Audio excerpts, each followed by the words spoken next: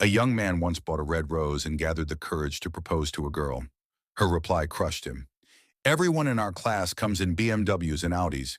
He can't even afford a bicycle. How could I ever love him? It was 2011. The rejection wasn't just personal, it was public humiliation. But instead of breaking down, he went silent. After completing his engineering degree, he refused the usual job route. No shortcuts, no sympathy posts. He locked himself into intense research, obsessing over one idea: building an electric bike. Years passed.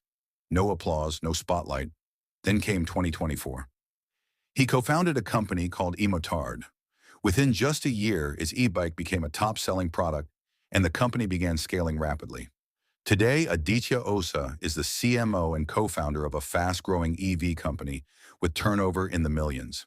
This isn't a movie script. No dramatic background score. Just patience, obsession, and revenge.